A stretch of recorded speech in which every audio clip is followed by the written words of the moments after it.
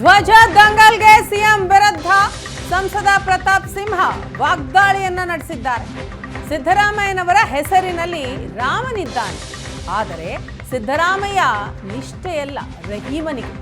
ಸಿದ್ದರಾಮಯ್ಯ ನಿಷ್ಠೆಯಲ್ಲ ರಹೀಮನಿಗೆ ಅಂತ ಹೇಳ್ತಾರೆ ಸಂಸದ ಪ್ರತಾಪ್ ಸಿಂಹ. ಮೊನ್ನೆ ರಾಮನ ವಿಗ್ರಹ ಪ್ರಾಣ ಪ್ರತಿಷ್ಠಾಪನೆ ನಡೆಯಿತು.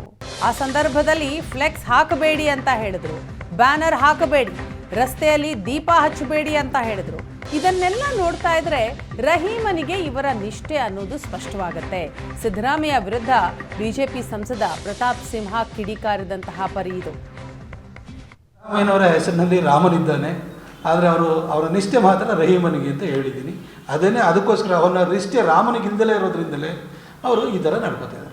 ನಾವು ಯಾರಿಗೂ ಧರ್ಮಕ್ಕೆ ವಿರೋಧ ಇಲ್ಲ. ಇವ್ರದ್ದು ಹಬ್ಬ ಹರಿದಿನಗಳಾದಾಗ ರೋಡಲ್ಲಿ ಜಾತ್ರೆಗಳು ನಡೀತವೆ, ನಮಾಜು ನಡೆಯುತ್ತೆ, ನಾವು ಯಾವುದಕ್ಕೂ ವಿರೋಧಿಸರಲ್ಲ. ಆದರೆ ಮೊನ್ನೆ ಮಾತ್ರ ರಾಮ ಜನ್ಮಭೂಮಿನಲ್ಲಿ ಪ್ರಾಣ ಪ್ರತಿಷ್ಠೆ ವಿಗ್ರಹ ಪ್ರತಿಷ್ಠಾಪನೆ ನಡೀತಾ ಇರುವಂಥ ಸಂದರ್ಭದಲ್ಲಿ ನೀವು ಬ್ಯಾನರ್ ಹಾಕಬೇಡಿ, ಫ್ಲೆಕ್ಸ್ ಹಾಕಬೇಡಿ, ರೋಡಲ್ಲಿ ದೀಪಗಳನ್ನು ಹಚ್ಚಬೇಡಿ ಅಂತೆಲ್ಲ ಸುಮಾರು ಮಾಡ್ತಾಯಿದ್ರು.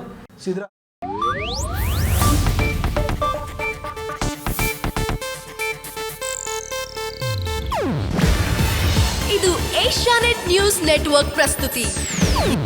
ನೀವು ನೋಡ್ತಿದ್ದೀರಾ ಏಷ್ಯಾನೆಟ್ ಸುವರ್ಣ ನ್ಯೂಸ್.